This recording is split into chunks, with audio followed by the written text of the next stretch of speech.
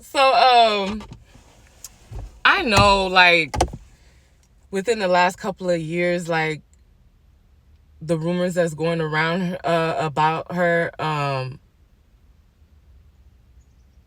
like, she went through a lot, but everybody forgot about how she was before all of that happened. And um yeah, I those are parts of them years, like, I will always cherish. And I try to create that with really my the last four ones, because those moments, those kids will remember. Those kids will remember anything where they felt joy.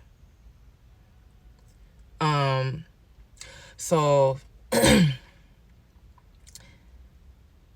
one night, no, it was one day, my best friend, because she went to church this one particular day.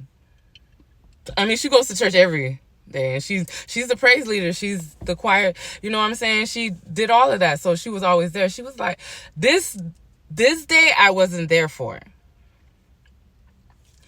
So she comes to me and she's like, girl,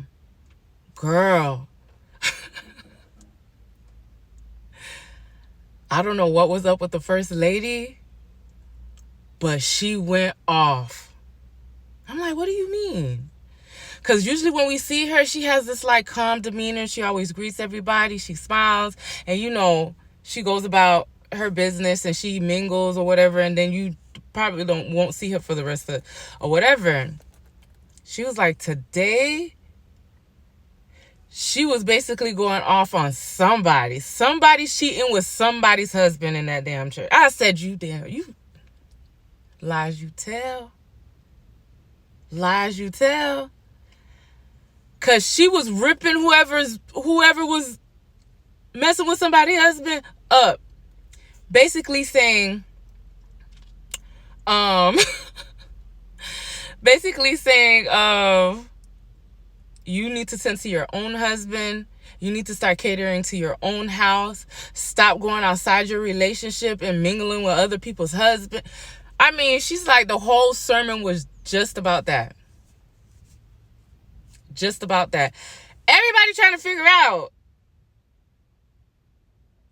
like, what's going on.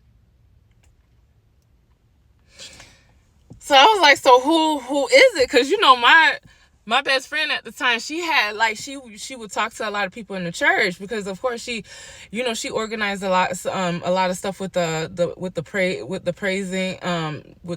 praise group, and they practiced, and everybody used to gossip around it. So it was like, and then one thing about the church was, like, our original people, when I really started going, like, ended up leaving. It was like they would come back and then leave, and then come back and then leave, and it was like that for many years. Because they even moved from the original spot when I started going. Then they moved to another spot when when they was in the one in Brandon. I think I only went there one time because I was always working. So but when they moved to this new location, that's where all the drama started.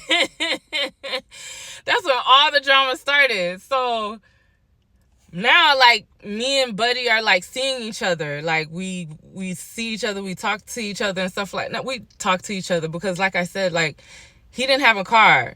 So, and back then, like that, I wasn't trying to drive all the time. There was so many red flags. And I think the one thing that really made me see past a lot of stuff was because, and I think I explained that in one of the other videos, was because he made me feel like I was just so beautiful to him. Like, he was, but that was the other thing about him being because if you would see him, his demeanor, it wasn't, but he was a manipulator, a good manipulator, and he told a lot of lies. Told a whole bunch of lies. So even though we wasn't together. I started to like him. I was like, he's cool people, but the intimacy thing wasn't there. So one night, I guess he knew, like, he had called me and he was like, I'm around the corner. Can you come pick me up? And I think he knew, like, because I was like, I'm wasting my time. And then the New Year is coming around. I'm like, I've been by myself for like almost 2 years now. Like, and then I haven't messed with nobody for a whole year now. So I'm like, this was like a waste of me, like, cutting my celibacy off. Like, it's 2 times that we did, it was a total of 4 minutes. Like, it didn't make any, I was like, I know when I go into the new year, this is not going to be it. So I guess he knew. Because he called me and he was like, can you come pick me up? And I'm like in my bed, like, and mind you, my best friend has my kids, just to give me a break. So I was just about to doze off. And I'm like, like that. So mind you, Khadijah stays with me. And so I think his homeboy was with him, I think, that night or something like that, if I'm not mistaken. Yeah, because I ended up cooking everybody's breakfast that morning, and he was there. So I remember telling her, I was like, man, I really don't want to, I don't even see nothing going further with this dude, but I really don't want to go get him. Or whatever. She was like, well, then don't go get him.